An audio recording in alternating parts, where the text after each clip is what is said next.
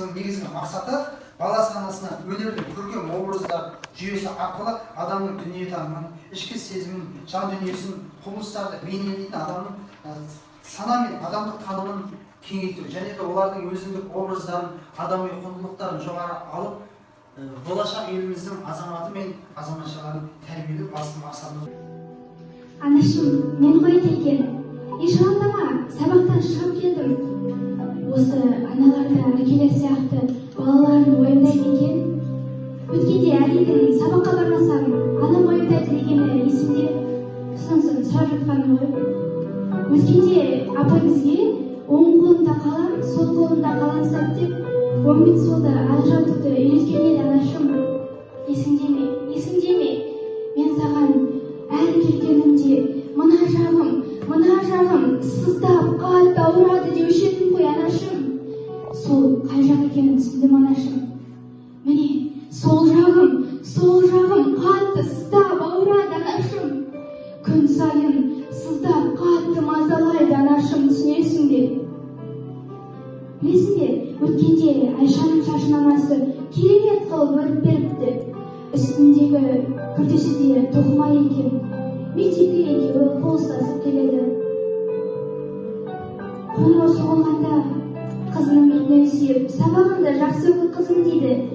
Мен соны көріп, өксіп жылап аламын анашым. Апай не болды деп сұрағанда, жай құлап қалдым, тіземді ауыртып алдым деймін. Бірақ тізем емес қой анашым. Сол жағым қатты сыздап ауырады ғой анашым, түсінесің бе? Менің де шашымды біреу өріп бергенін қаладым. Әрине, әкем өріп береді ғой, бірақ Айшаныкіндей болмайды. Тоқыма күрте қалаймын деп едім, қызым тоқи алмаймын деді. Ендеше мектепке қол ұстасып барайықшы дегенімде, қызым менде жұмыс қой деді. Көзім жасаурап, ендеше жұмысқа бармай-ақ қойшы деп едім, нанымыз ғой деді. Ештеңе демедім, ренжіп қалмасын дедім, бірақ мектепке дейін жылап бардым. Түсінесің бе анашым, сол жағым қатты сыздап ауырды анашым. Білесің бе, барлығының мәскелері аппақ, бірақ менікі ғана бозғыл. Гүлімнің анасы ақ киімдерге түрлі түсті киімдерді қоспай жуады деп еді. Ал менің әкем барлық киімді қосып жуады. Сонда менің әкемнің кір жуылмағаны ма анашым? Білесің бе, таңертеңгілік әкем маған нанға май жағып береді таңғы. Жоқ, ештеңе демеймін, ренжімесін деймін, айтпаймын. Бірақ түсінесің бе анашым, менің сыныптастарым күнде әртүрлі тамақтар, тәтті бәліш, тәтті нандар, тоқаштар алып келеді. Менің әкем тәтті нан, бәліш пісе алмайтын білемін анашым.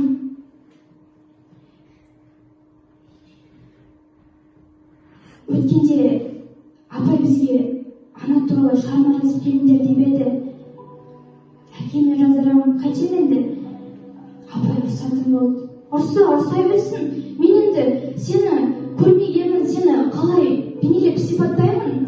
Сенің есіміңді естісем, сол жағым қатты сыздап ауыратын қағаз бетіне қалай түсіндіремін енді? Жарайды анашым, мен қайтайын, кеш батып кетіпті. Сабақтан шығып саған келетінімді әкем білмейді. Білсе ұрыспайды, бірақ гүліне тиетінін білемін. Анашым, топырақтарыңды кім шашқан, гүлдеріңді кім жұлған? Ешкім қол тигізбесін анашым. Әйтпесе, мен соны көріп, тағы да сол жағым сыздап ауырады ғой анашым. Қарашы, мен сенің топырағынан тағы да бір уыс алып келейін деп, бет орамалымды алып келдім. Білесің бе, мен саған әр келгенімде топырағынан бір уыс алып кетемін де, үйдегі банкама салып қоямын. Білесің бе, мен сенің топырағының үстіне суретіңді қойып қоямын да, бас жағыма қоямын. Таңертең күніге тұрған кезде топырағынан құлағына иіскеп сүйіп аламын. Білесің бе анашым, мен сенің суретіңмен кейде сөйлесемін. Сен бірақ ешкімге айтпа, жарай ма? Айтпа. білесің бе, анашым, мен сені өте қатты сағынамын, түсінесің бе, анашым? Жарайды, мен енді қайтайын. Бетіңнен сүйдім, сен де менің түсіме кіріп, сүйетін бол, жарай ма?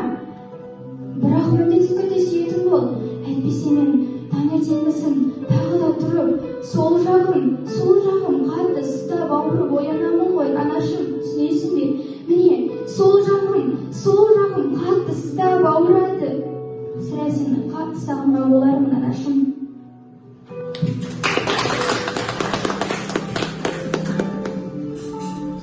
Тамаша, керемет.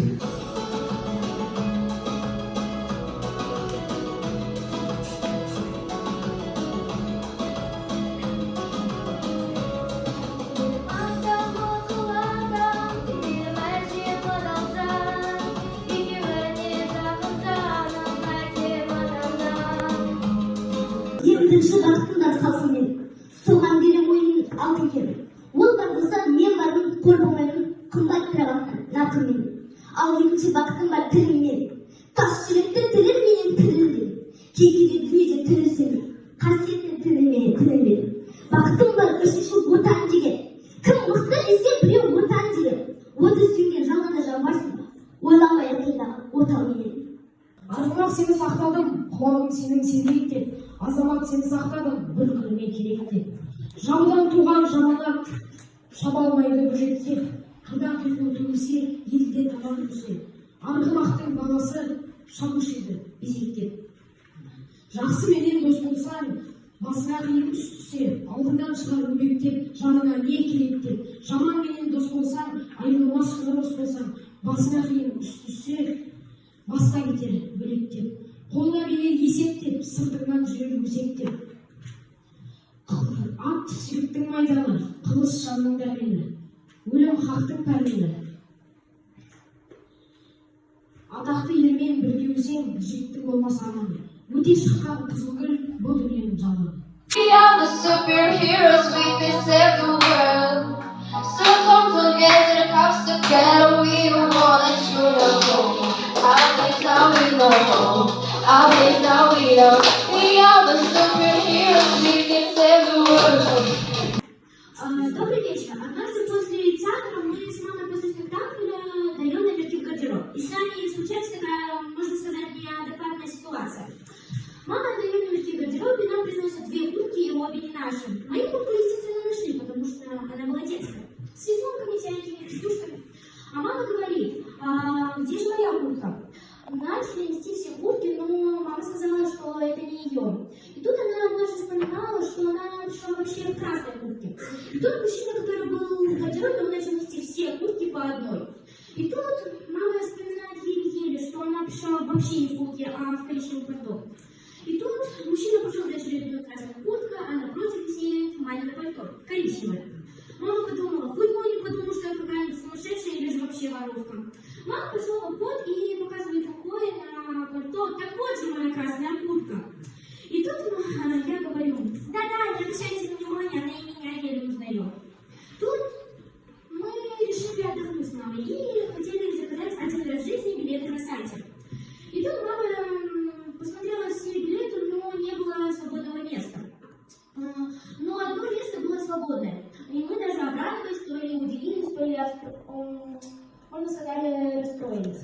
И тут мы только зашли в поезд и обустроились, разложили вещи все-таки на один день. И тут на следующей станции заходит какая-то девочка со своей мамой. Девочка, можно сказать, лет 6, а мне было 10.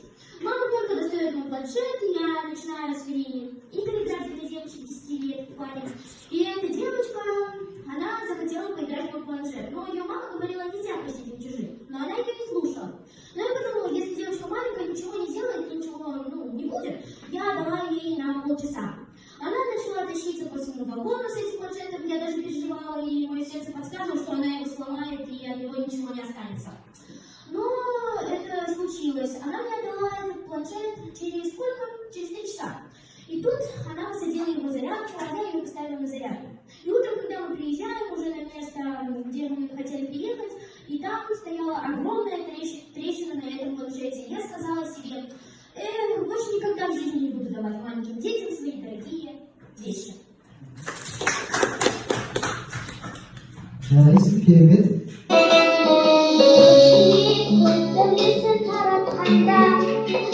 Вақыт бар көрінбейтін арақтарда, біз ұйықтап кеткен жоқпыз мәңгілікке, оятқан сансыз алғыс жаратқанға, қалдырмас өмір атты жолда жалғыз, барыңды бағалады тәубаға тұр, жарықты сыйлық беріп сана беріп, жасаған жолдан барды Аллах алғыс. Алғыс анаға, алғыс әкеге, алғыс жас пен кәріге, алғыс бауырға, алғыс ауылға, алғыс елдің бәріне. Сен қаттырақ жүрсең қатты жүріп, ардын башқан десең өткізбейді. Көбінесе сондай елес адамдар болады. Оның ішінде ма или Қазақстан жолда ма, ол жағын білмеймін. Сосын әйел адамдар. Бір сынып 12 баламыз. Үшеуі ақ, екеуі қарамыз. Барлығын қосқанда 17, жамырап сабаққа барамыз. Әдемі қыздарға жуысам, түрі жоқ қыздармен ұрысам. Жап-жаңа киінсем сабаққа, ертерек баруға тырысам. Баруын бармау алайда, ұстаздар киімге қараймын. Екі алып үйіме қайтамын. Өкпелеп апаймен ағайға, кітапты оқымай ашық көп, ойнаймын ләңгімен асық доп. Осылай жүргенде сыныпта бір қызға қалып ем ғашық боп. Балалық сезімнің баланың тек қана айтатын жанарым, бәрімен сөйлесіп сол қызға келгенде үндемей қаламын. Осынау балалық балшақтан жүріппін, аңсапты шаршапты, барлығы қосатын ортақты, партаға отырып қалсақ та. Өзіңде қосатын кейкімнің, өзгеріп кететін кейпіңнің. Ішімнен ұнатып тұрсам да, өтіріп қойыңдар дейтінмін. Қызбай-қыз кетеді шошына, қалатын адамдай қосыла. Сол қызға жеткізіп барсын деп, сырымды айтамын досына. Балалық қиялда шаршау жоқ, жүріппін сезіммен сарсаң боп. Балдарды ұрамын, соғамын, сол қызға көрініп қалсам деп. Тербелмей махаббат бесігі, тек қана жатталды есімі. Бетін есе алмай кетіппін, ұялшақ сезімнің кесірі.